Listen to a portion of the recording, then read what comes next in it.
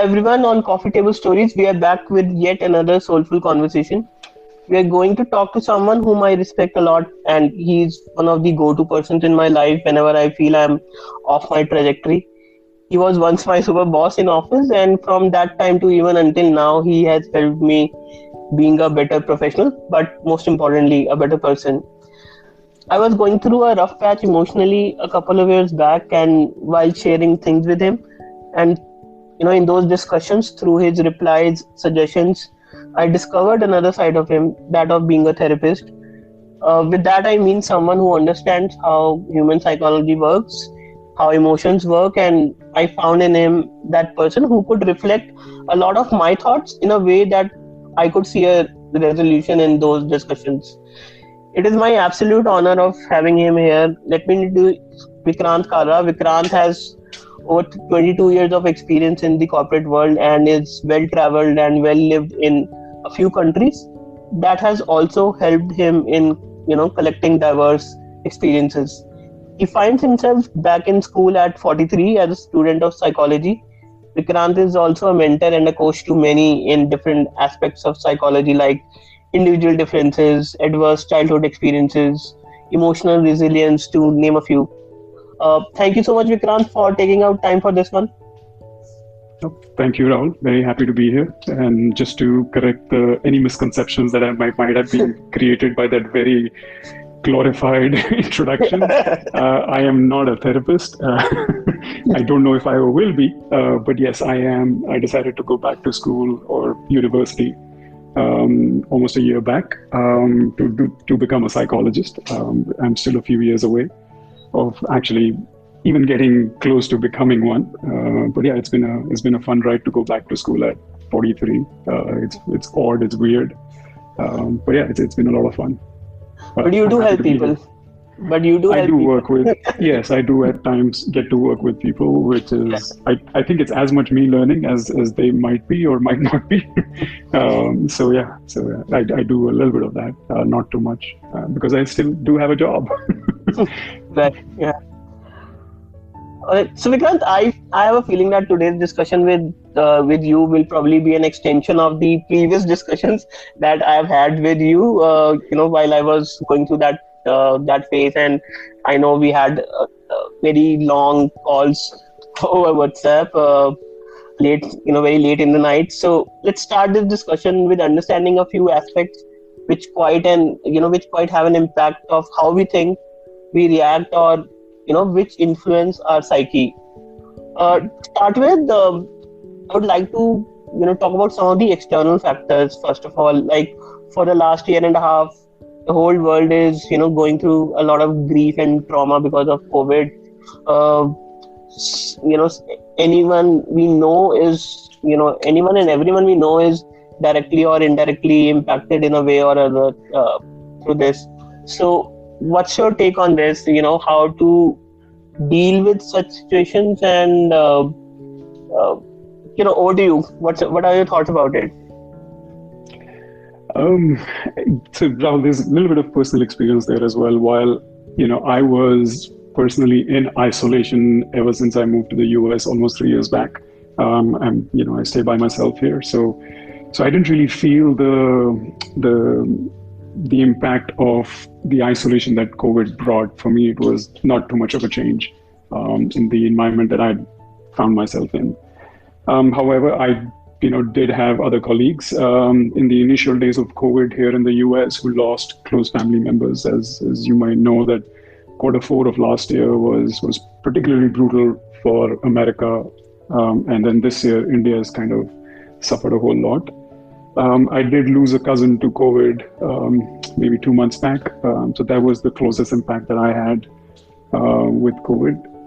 My experience with trauma and grief, and fortunately I've studied a lot of that science in the last couple of years, has been just that, culturally or socially, we might not be ready to deal with the grief and trauma because it's not maybe part of the social fabric as much as it should be. And I think that creates its own trouble. I'll give you an example. The way I was brought up, or my childhood has been, that, and might be to do with a lot of us, is is that if something goes wrong, you have to get back to life as soon as possible, and that's considered success. And I've now come to learn that that's actually not success. That's more escape. So if there is loss, trauma, grief, and then all these can be totally isolated from each other. Trauma can happen in many ways, and trauma scientifically is explained as not the event, but the processing of the event, which means that it is to the individual, a site of an accident to you will mean very different and processed very differently. A site of an accident to me will be very different. And that is how trauma goes to a spectrum. And that's where the processing defines whether it's a traumatic experience or not. So trauma is a very personal experience. But not my recommendation, because I don't give out prescriptions. But my advice would be that if there has been trauma in your life, no matter what way it has come to your life, don't try to get on with life too quickly where it's not being dealt with. Getting on with life and dealing with trauma are very separate things. My lack of knowing how to deal with trauma, but knowing how to get on with life, actually did cause enough trouble for me as I went through life, and I had to deal with it in my own therapy a few years back, where I actually dealt with trauma that I'd collected or just not resolved over a period of time. So I think it's a responsibility. I would say that it's your responsibility, because it will come out in your environment. It will come out in ways that might not be easily understandable for the person who had experienced that trauma. Children specifically end up being more susceptible to this, because they can easily make traumatic experience part of their conditioning. And that's where things get a little tricky. And also when there is when there is taboo against going and seeking help or seeking counseling or seeking a therapist, these tendencies tend to stay unresolved and continue to show up. And they can be very damaging. There's a whole lot of good literature, scientific literature around on how trauma affects the body, how trauma settles in your physiology, and how trauma and grief can show up in ways that most people would not be aware of. Interesting. Can I control my thoughts, in that phase? My response to that would be, Rahul, what are you trying to control? Are you saying that, there is fear and there might be panic and there might be just not the most desirable thoughts that come while you are in a traumatic experience, and can you control that? Is that what you're asking? So basically, because a lot of time I think there's a tendency with the negative thoughts is that they don't stop, because you will have a chain of those thoughts. And what I have observed with myself is when I'm thinking of a negative situation, I will be able to visualize it more seamlessly than if I'm thinking of a positive situation. My mind does not support visualizing a positive situation, but it comes very naturally visualizing a negative situation. So probably how I feel is that probably this is how we are tuned in a way to think negatively most of the times, or having that reaction to things. So Rahul, in psychological literature, we call negative emotions more similar to Velcro, and positive emotions more similar to Teflon, which is what's there in your non-stick cookware. Which means positive feelings, positive emotions usually will go away quicker, and negative emotions or negative feelings will tend to stick around longer. There is a certain amount of biology to blame for that, just the biochemistry of the brain. And can it be countered? Yes, it can be countered. If you kind of build what is called as meta awareness, then you can keep your negative emotions in check. Can you do it through perspective building? The answer there also is yes. If you are someone who is habituated to writing, journaling, or someone who wants to cultivate that habit, that is a fantastic way of building perspective on your own thoughts and feelings. And result of that is usually you kind of have more power over catching yourself if you're dwelling too much in negativity, and also ability to build a toolkit which says, hey, this is how I can turn my mind around. All right, thank you, Vikrant, for that.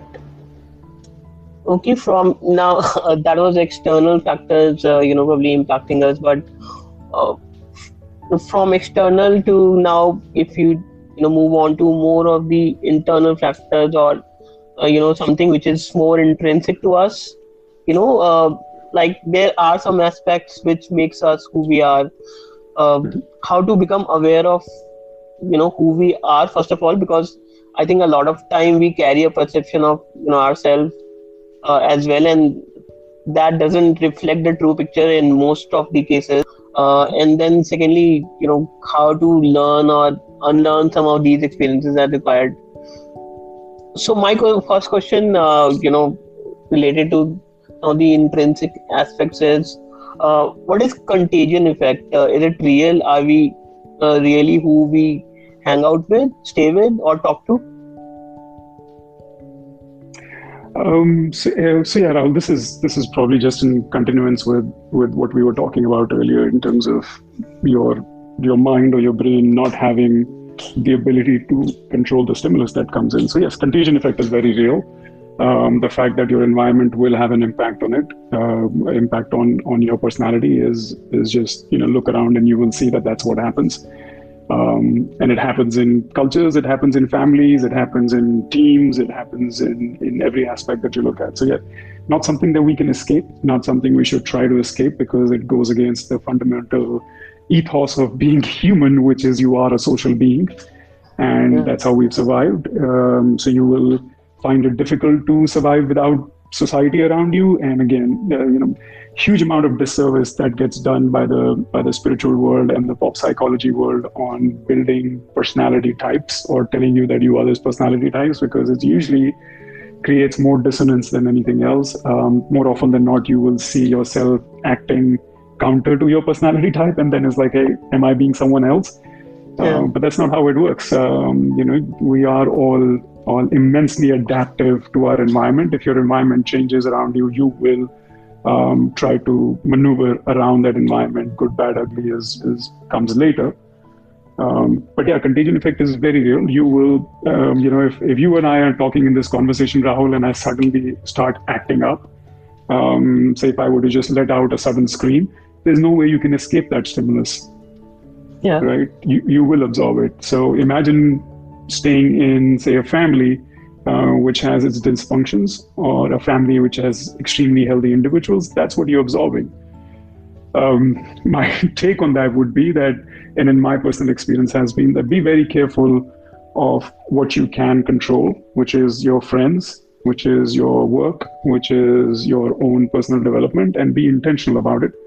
And yeah, so you are, the age-old saying of a man is who he hangs out with is very true, but it's not limited to the man. It's for everyone. It is this, and yeah, most kids become a reflection of the environment that they come out of, and the reason for that is that's the absorption, or the conditioning, as you might call it, has been happening. So there's no escaping contagion. Let's say if someone has a family where there's not a very positive environment around, there are probably friction within the family members, and obviously there are tips and everything.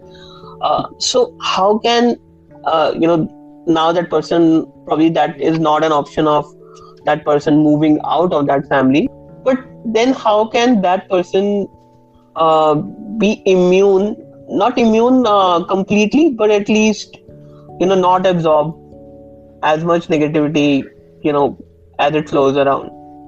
So there is really no immunity to conditioning, because as a child, how do you kind of act up in this evolved manner where hey, this will impact me and this will not? So there's no immunity to that. We are all subject to conditioning throughout our lives. As you become more mature, as you become more of your own self, you're able to choose what impacts you and what not, but only to a certain extent. And also, when we talk about family, we don't choose our families, but all families have good parts and bad parts about them. There is no perfect family that exists, at least in my opinion. It's all shades, and you will carry all of those shades. Uh, I think it becomes more about responsibility later on in life, or at what point you think you have to become your own person. And most people will not go that route because unconditioning is not easy. It is tough. It is tough to change habits. It is tough to change just what you believe is fundamentally you. And a whole lot of times our excuse is, this is the way I am. Whether it works for you or doesn't work for you comes later. But it is important to uncondition. It is important to get on the path where you find yourself, or as you said in your question, who I am, or what does make me.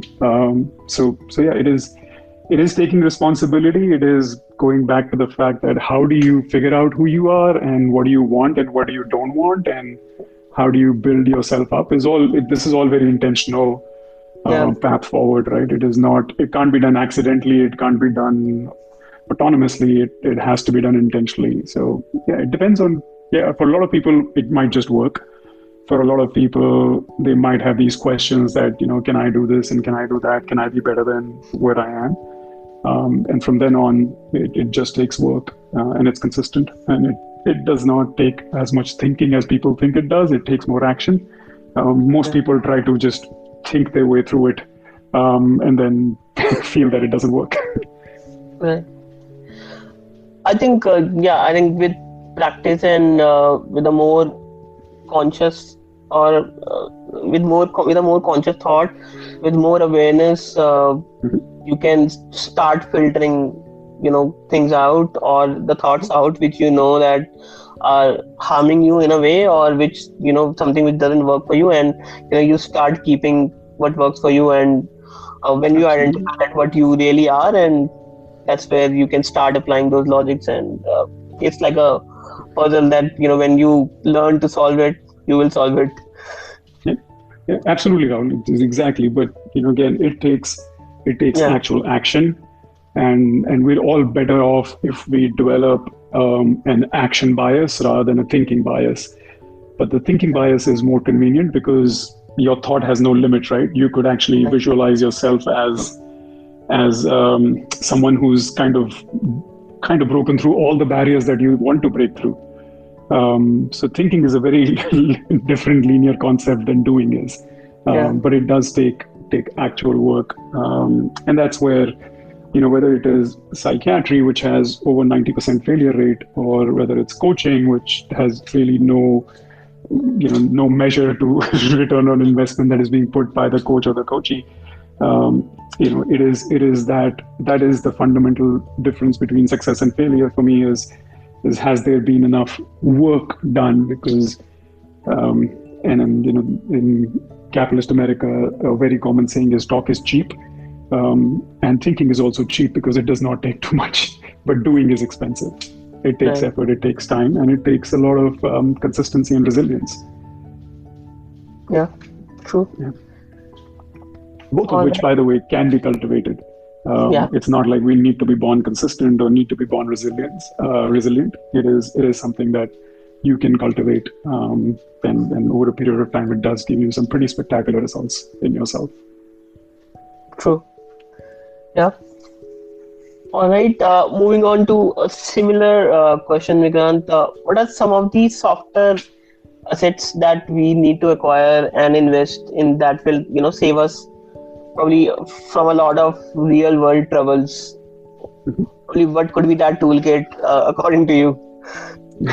So toolkit is habits, Rahul. Habits and the environment, which as you kind of go on in life, you should exercise more control over, or just show more agency in building your own environment. So, again, I'll be repeating myself, but pick your friends very wisely, pick your mentors very wisely. It is good investment if you have a solid coach or a solid psych in your circle, or even someone that you can call every now and then, I think it's totally worth the investment. I realized these things much later in life, but I'm very happy that I'm at the point where I have these slots filled in what I would call my board of directors in my personal life, where I have people that I know I can brainstorm with, I can talk to every now and then. At times it's just over beer, so I do make it convenient as well for me. But I think it's important to have these people in your life, and if you have to pay for it, then just think of it as probably one of the better investments that will give you Yeah. returns manifold. And also just be picky. And my suggestion there would be, if you do actually take that advice and you want to build a little board of your own life, then have people who have lived experience, people who are plainly successful. Might not always be the best to kind of help you ward away failures in life. Yeah. And that's unfortunately the myopia that today the world lives with. It doesn't really look at the failures of the successful person, or look at how many people failed trying to be that one successful person, and how did they fail. So the world doesn't study that, unfortunately, but keep an eye out for that. And read. Read Yeah. as much as you can, but be wary of writers who give you prescriptions. Be wary of Yeah. pop psychology. Be wary of pop spirituality. The market is flooded with all that stuff. Yeah. And I'll definitely come back to probably your suggestion of 3 or 4 books that I will mention in the description of the podcast as well for our audience. Yeah. But continuing on the point where you mentioned that I have seen that most of the times we look for the validation from the people who are really successful in their lives, right? Probably we all have role models who are either in a position of power, or some who are really very successful in life.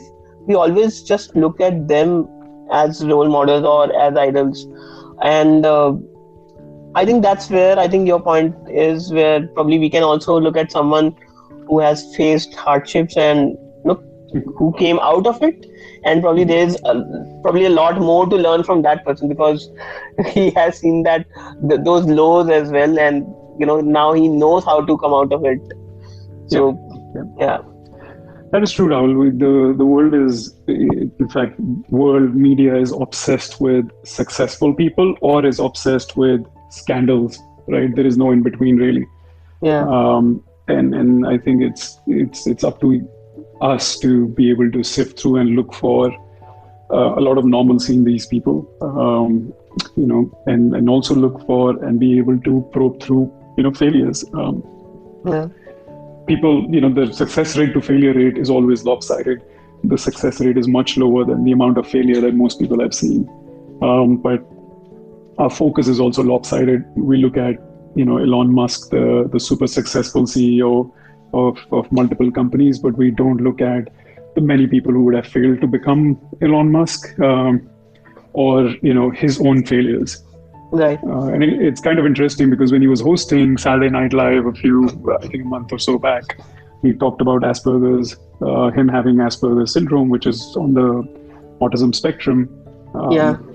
And while he made fun of it, the media and everyone was very quickly able to latch onto it, to say, hey, this is someone who's talking about his mental health disorder out in public, which is great, but I wish there was more understanding there, and I hope there is a genuine attempt to normalize a super successful person and his traits, which makes sense after I kind of saw the autism spectrum announcement that he made. It made sense to some of the stuff that we see, and then the scandals that erupt out of that. Like, why does he seem at times just cold-hearted? Why does at times seems like he's got really no social skills? But the good part is that once you know that he has Asperger's or he's on the autism spectrum, it all makes sense, because that was our typical traits of someone with that disorder. Yeah. Right.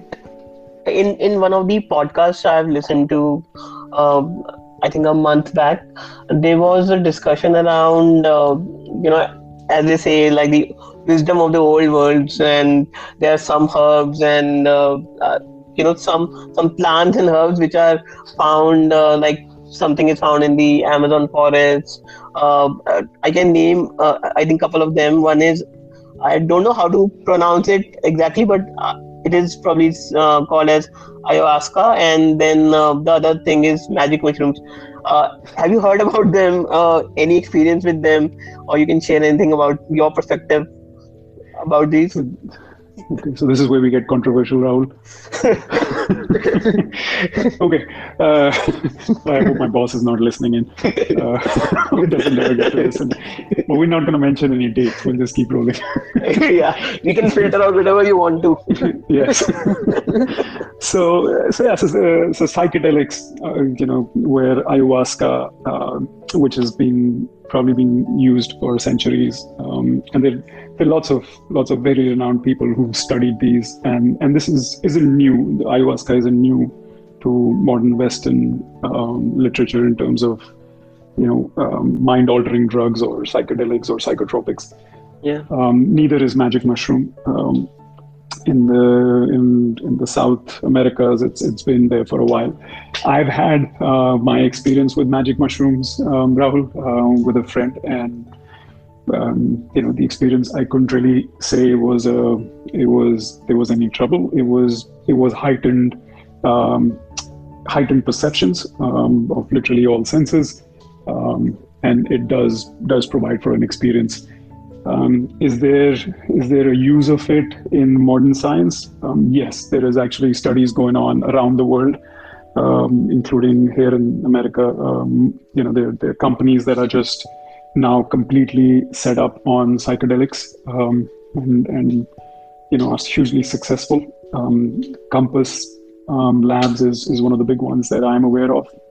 Okay. So the studies are coming out fast and thick. You do read a whole lot about psychedelics. I think they're going to become a bigger part of our world as we go forward, which is good because psychiatric medicine, if you were to use, if you were to use psychedelics for treatment of mental health disorders, the psychiatric medicine, while it has its place and it has done its job, it's not successful. And also, how often people become dependent on psychiatric medicine and fail to shake off that dependency is kind of a horrible or an unwanted side effect of the modern medicine. So psychedelics do provide a kind of a different approach, more organic, more natural. But they do have the tendency of becoming substances of abuse just as much. So it will be up to the individual eventually.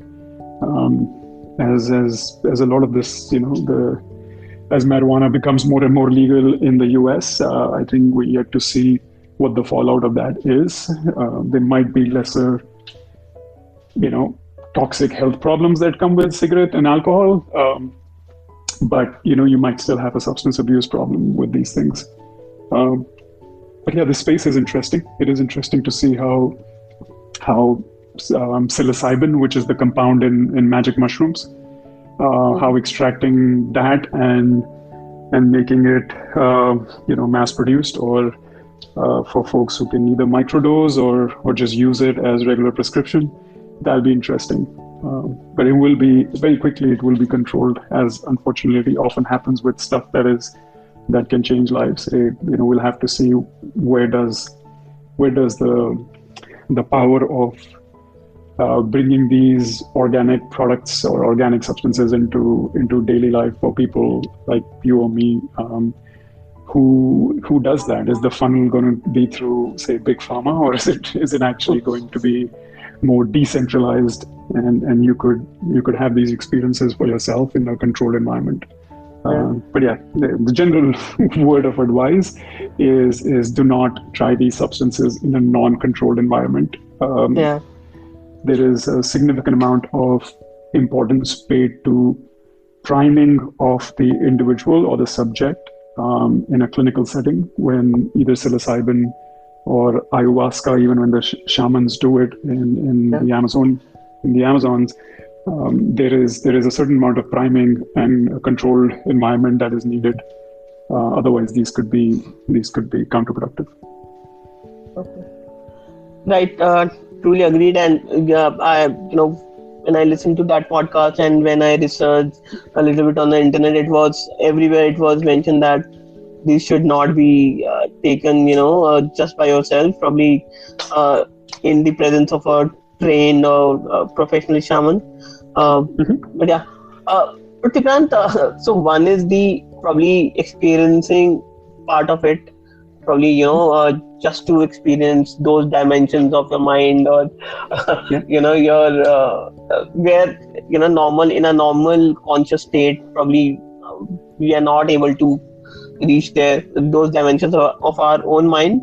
Mhm. Aspect is that, but from your experience, do you feel uh, any other difference after that, as in any other anything that you gained after it apart from that experience? So my one big takeaway, Rahul, from my experience with psilocybin, aka magic mushroom, was that I could probably see how far my own meditation practice could take me in terms of having an out of body experience, if you were to call it that, or having an experience with just which is just inherent, which is just intrinsic. So, I thought that, I would, when I meditate, that there is a certain amount of environment that gets created in that meditative state of mind. Um, for me, what that experience did was kind of showed me that the standard of how far I could take my meditation practice is still a whole lot. So, I was excited what I felt and what I experienced, and yeah. So it is something to take away. But does it last? The answer is Yeah. no. Can you do repeated doses to make it last? I don't really know. What I am excited about is how does it get used in the world of psychiatry, Yeah. and treating stuff like TSD, which is sorry TRD, which is treatment resistant depression, Mhm. and does this create a whole new world for people suffering from TRD, or other schizophrenia, and that's where a lot of the studies are that can this be the answer to a lot of people who probably have no other way to get out of the current state. And that's the exciting part. But yeah, as a one-time experience, it was definitely worth it. It was fun. Yeah, I think even listening to your experience, about your experience, even even if you would come to know that, okay, in a normal state of meditation, this is how far I can go. Probably that is in itself is a big win. All right, hope you are enjoying the conversation so far. There's a lot more of interesting and impactful stuff which we will learn from Vikrant in our next episode. And he will also be taking the questions we have received from the audience in the next one. Until then, please take good care of yourself and don't forget to express your love for our content by liking, subscribing, and of course, sharing with your loved ones.